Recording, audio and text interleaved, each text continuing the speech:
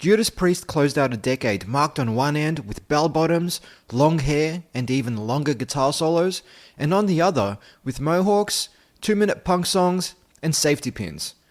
They closed out the decade with a trip to the UK Top 10 album chart.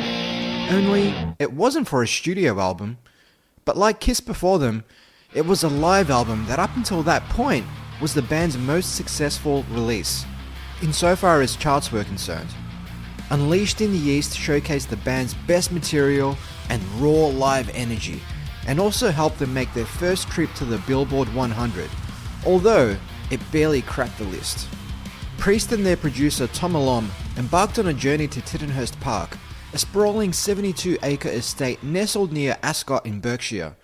The iconic property had a rich musical history, once owned by none other than John Lennon.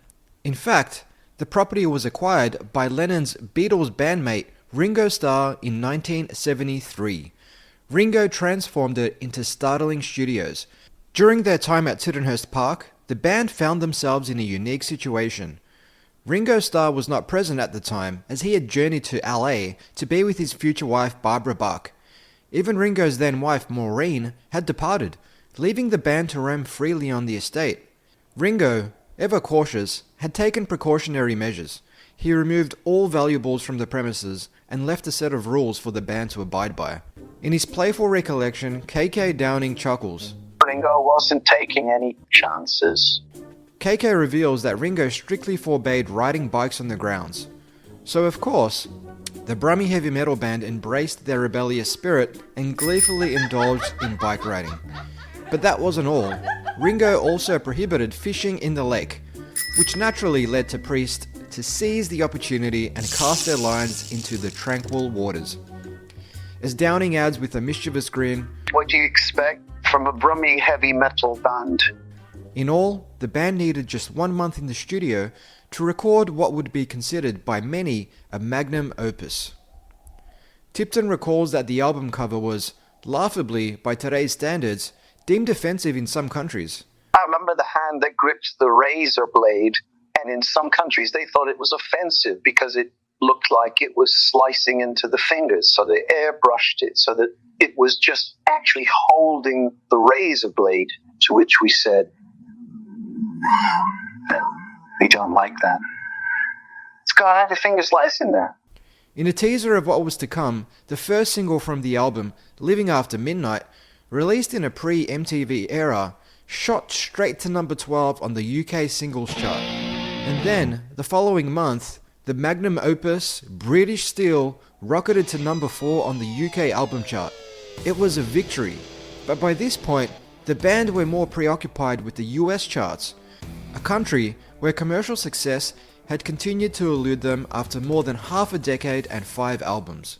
On the Tuesday morning of 22 April 1980, K.K. Downing eagerly reviews the latest US Billboard 200 chart, published earlier that day. First casting his eye over the latter half of the list, where Priest was perhaps more likely to find itself, at least where it was more accustomed to find itself. But British Steel was nowhere to be found. It was crickets. From 50 to 200, it was missing. And that's because the album surpassed expectations, debuting at number 34 on the US chart, sparking celebrations. The album's relentless energy, highlighted by timeless classics like Breaking the Law, captivated fans around the globe. Priest's powerful melodies, searing guitar solos, and soaring vocals struck a chord with the masses and established Priest as heavy metal titans. As Anthrax guitarist and co-founder Scott Ian would recall years later to rock journalist Martin Popoff, British Steel was a huge influence on and precursor to what the big four of American thrash would become. It's one of those perfect records at the perfect time, picking up from where they left off on the previous album. Priest kicked metal in the ass with breakneck songs like Rapid Fire and Steeler and set the bar that they had already set pretty high, even higher. Priest would embark on a successful 2-month tour of Europe, followed by 2 months in America where Def Leppard would provide support. Not only that, but they were number 2 on the bill at the first annual Monsters of Rock Festival at Castle Donington in England in 1980, second only to Rainbow. Not to be outdone, And with record deal now in hand, Iron Maiden raced into London's Kingsway studios to hammer out their debut album. An album that wouldn't only feature the 4 songs they demoed earlier, but also Transylvania, Phantom of the Opera, and the perpetual live staple Running Free. Released in 1980, the album introduced the world to both their unique brand of metal, but also their distinctive cover art, featuring none other than their mascot to this day, Eddie. The story behind how he got his name goes back to the band's crude early live shows, where a mold of Dave Light's head was used as a creepy head in the band's backdrop. The band called him Eddie the Head, based on a joke that had been doing the rounds. Dave Murray recounts it for us. A wife had a baby, but it was born with only a head and no body. Don't worry, says the doctor. Bring him back in 5 years' time and we'll probably have a body for him. So 5 years go by and there's Eddie the Red, as his parents have called him, sitting on the mantelpiece when in walks his dad. And he says, today's a very special day. It's your 5th birthday and we've got a very special surprise for you. Oh no, says Eddie. Not another fucking hat. With its iconic cover art and a fusion of progressive and traditional metal elements, as well as the punkish vocal stylings of Paul Di'Anno, Iron Maiden showcased the band's exceptional musicianship and raw talent.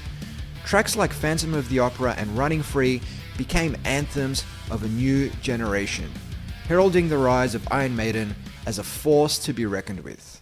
Although Maiden had put in the miles, nobody foresaw that their self-titled album would debut at number 4 on the UK album chart, as well as numerous top 40 charts across Europe. Unlike British Steel, however, it failed to even crack the US Billboard 200. Still, the success back home got the band an invite to the popular Top of the Pops TV show. During its heyday, a spot on the BBC's primetime weekly chart show attracted millions of viewers, and was worth its weight in gold, and metal bands rarely appeared on the show. So Maiden jumped at the chance to reach a wider audience. But unlike almost every other artist to appear on the show, Harris and the lads insisted upon not miming, and playing live in the studio. Of course, this was before an audience of dazed and confused teenage pop fans, more into the stylings of ABBA, Peter Gabriel, and Kate Bush. In some ways, it would come to encapsulate and define Maiden's career. They did things their way, and reached massive success despite receiving little love from mainstream media outlets. On the back of this success, Maiden was selected to open for Judas Priest for 19 shows on the UK leg of the band's British Steel tour, an opportunity that would prove pivotal for the young band and would bring these two bands face to face, sharing the stage for the first time. Sharing the stage with one of their chief rivals, Maiden was determined to prove their mettle and win over the Priest faithful. When we got the chance to open for Judas Priest on the British Steel tour, we knew it was a huge opportunity. We wanted to show everyone that we could not only stand toe to toe with Priest, but also blow them away. Paul Di'Anno was less courteous. He was quoted as saying that Maiden was going to blow the bollocks off Priest. Something that didn't sit too well with Priest guitarist KK Downing at the time, and almost got Maiden removed from the tour. In fact, Rob Halford, who hadn't yet come out as gay, took Di'Anno's comment that he would blow Priest off stage a little too literally. One night we got drunk together. I tried to seduce him. We went to my room to carry on drinking, but I was too pissed to try anything, and he was too pissed to even know what I wanted to try. I think that was definitely for the best. It was this moment, really, that marked the beginning of the intense, decades-long rivalry. The release of British Steel and Iron Maiden in 1980 ignited a revolution in the world of heavy metal.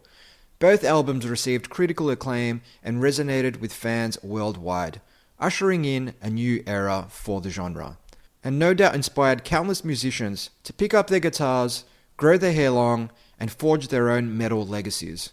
The impact of these albums continues to resonate to this day. In fact, when your humble narrator first discovered heavy metal as a 13-year-old back in 1996, it was Eddie staring back at me on the cover of Iron Maiden's self-titled album that compelled me to spend whatever little money I had on picking up the album.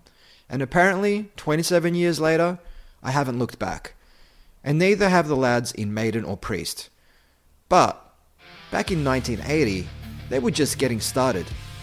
for they had ushered in a new decade, an era where heavy metal would truly have its coming of age party. British Steel would go on to be certified platinum in the United States, selling more than 1 million copies in the country since, while Iron Maiden would go platinum in the UK, selling over 300,000 copies locally. Priest were still, at this stage, and by most objective measures, the kings of metal, at least British metal, but Iron Maiden were about to have their own period of unbridled creativity. In the next episode, Priest and Maiden embark upon their quest for world domination.